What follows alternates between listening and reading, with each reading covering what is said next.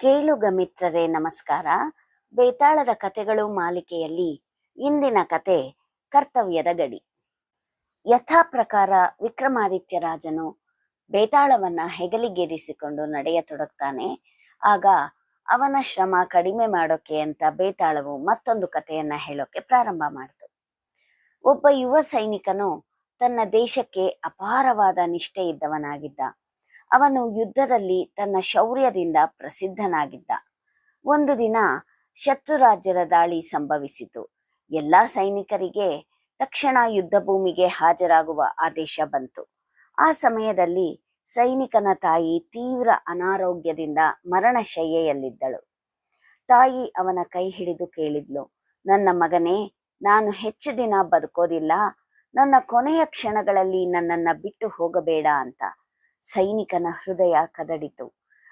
ಅದೇ ಸಮಯದಲ್ಲಿ ರಾಜನ ಸಂದೇಶವಾಹಕ ಬಂದು ಹೇಳಿದ, ನಿನ್ನ ಕರ್ತವ್ಯ ಯುದ್ಧ ಭೂಮಿಯಲ್ಲಿ ಇದೆ, ದೇಶ ನಿನ್ನನ್ನ ಕರೀತಾ ಇದೆ ಅಂತ. ಸೈನಿಕ ತಲೆ ತಗ್ಗಿಸಿದ. ಆತ ಬಹಳ ಗೊಂದಲಕ್ಕೊಳಗಾದ. ಅವನ ಮನಸ್ಸಿನಲ್ಲಿ ಭಾರೀ ಯುದ್ಧ ನಡೆಯಿತು. ತಾಯಿ ಅಂದ್ರೆ ನನ್ನ ಜೀವ, ದೇಶ ಅನ್ನೋದು ನನ್ನ ಧರ್ಮ, ನಾನು ಯಾರನ್ನ ಆಯ್ಕೆ ಮಾಡಬೇಕು ಅಂತ ಅವನು ರಾತ್ರಿ ಇಡೀ ಯೋಚನೆ ಮಾಡ್ದ. ಒಂದು ಕಡೆ ಪ್ರೀತಿ, ಇನ್ನೊಂದು ಕಡೆ ಕರ್ತವ್ಯ. ಕಡೆಗೆ ಅವನು ತಾಯಿಯ ಮುಂದೆ ಮಣಿದು ಹೇಳಿದ, ಅಮ್ಮ, ನಾನು ನಿನ್ನನ್ನು ಬಿಟ್ಟು ಹೋಗುತ್ತಿರೋದಿಲ್ಲ, ನಾನು ನನ್ನ ಕರ್ತವ್ಯವನ್ನ ಪಾಲಿಸೋಕೆ ಅಂತ ಹೋಗ್ತಾ ಇದ್ದೀನಿ ಅಂತ.